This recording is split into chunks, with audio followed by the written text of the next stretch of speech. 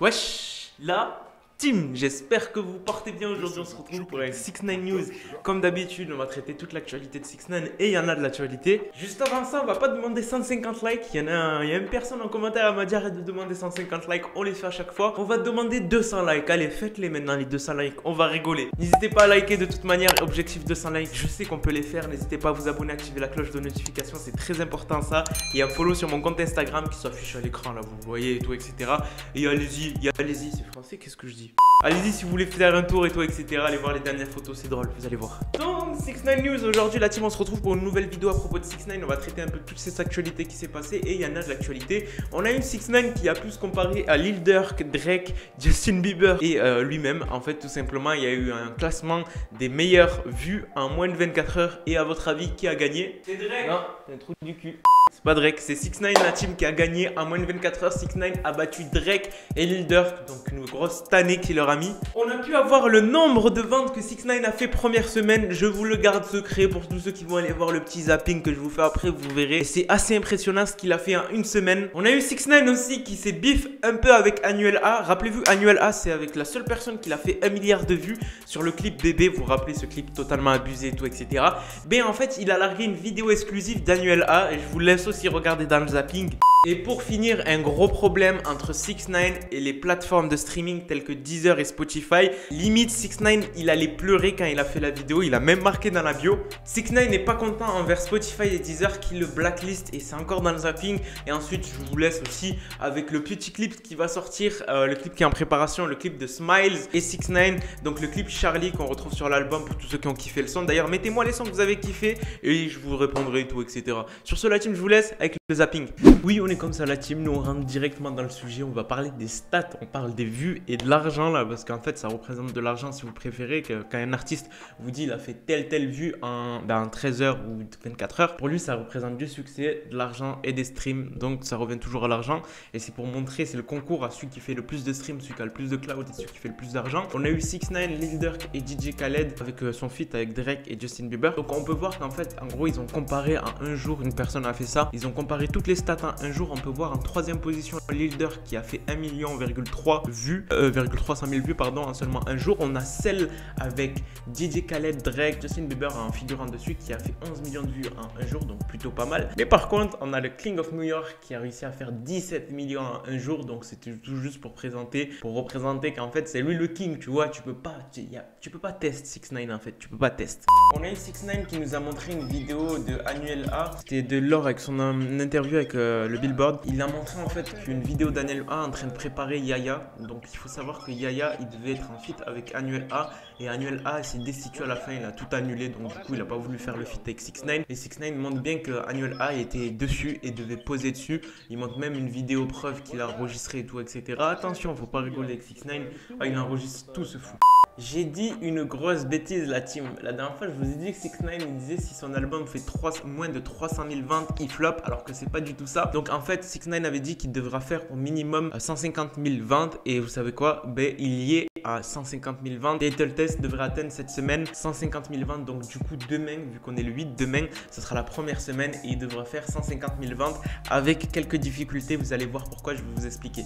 Donc pour tous ceux qui ne savaient pas, le clip de Charlie Fight Smiles dans l'album serait en préparation. Smile l'artiste, on a pu voir quelques photos de 6ix9ine et tout pour le clip Charlie. Donc on peut voir à chaque fois 6ix9ine il la sort à chaque fois une Lamborghini Aventador. À chaque fois il la sort, je crois même c'est la sienne. On peut voir Smiles à côté, ensuite on a d'autres screens, on peut voir Smiles qui pousse 6ix9ine en train de faire de la balançoire dans une salle toute jaune. Enfin bref, c'est l'univers de 6ix9ine, les couleurs et tout, etc. Pardon, c'est sa marque, c'est son branding. Donc je vous avais parlé des difficultés par rapport à l'album, il y a eu quelques difficultés, c'est pour ça que 6ix9ine en fait il était limite en pleurs, il l'a marqué dans sa bio, je vais pas pleurer mais je trouve ça dégueulasse. En fait il dit que son album, il est dans un bon mood mais il est vraiment dégoûté en soi. Pourquoi? Parce qu'en fait quand il a lancé son album, les plateformes telles que Deezer et Spotify n'ont pas publié son album. Yo, so what's up everybody? I woke up in a bad mood, I'm gonna keep it all the way a buck. I'm supposed to be in a good mood, but I'm in a bad mood. Album just dropped yesterday. I'm looking at all these DSPs. DSPs is Apple Music, Spotify. Yo, they completely shutting us out like if we didn't drop an album. This is on every phone and I thought I'm bugging, right? This is the main page. And shout out to these artists. This don't really got nothing to do with y'all. This is the platform. This is new music. Let me see it on your phone. It's the same shit. I am. So they act like go to new music. What is this? Spotify? This Apple? Apple Music. This Spotify? Yeah. We not on there? We not on any of it. So they acting like we didn't drop not a single thing. Zero. All I'm saying is y'all already took radio away from us. If y'all gonna cheat us, just give us a fair fight.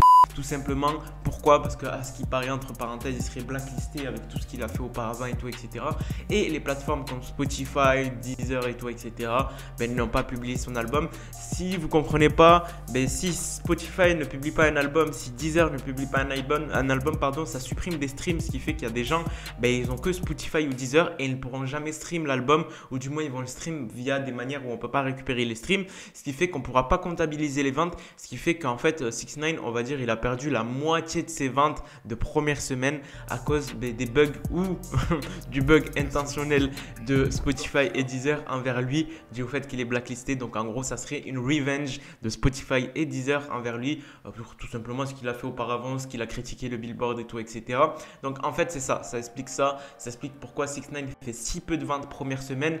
Il avait dit minimum 150 000 vues, 150 000 ventes, il les a fait, mais moi j'espérais plus et lui il espérait plus. On est bien d'accord que 6ix9ine méritait de faire plus de 300 000 ventes, mais à cause de Spotify et Deezer, encore une fois, il est stoppé. Donc voilà la team, dites-moi ce que vous en pensez avec ce qui s'est passé à propos de 6ix9ine entre Deezer, Spotify et les plateformes. C'est vraiment méchant ce qu'ils lui font, c'est du blacklist simple et dur et pur. Pourquoi? Ben, tout simplement parce qu'il n'affiche pas son album et comme vous savez, la majorité des gens utilisent Deezer et Spotify pour écouter de la musique. C'est pas un secret, c'est les plus grosses plateformes, je crois que c'est Deezer, la plus grosse plateforme au monde d'écoute de musique et elle le blacklist sans raison apparente. Il n'y a pas eu de problème avec eux et tout, etc. Tout simplement parce que 6ix9ine gêne. Rappelez-vous ce qui s'était passé avec le Billboard. Ben, il avait insulté le Billboard, enfin il l'avait pas insulté, il avait dit qu'il y avait une arnaque avec le Billboard, que les premiers classements étaient achetés et tout, etc.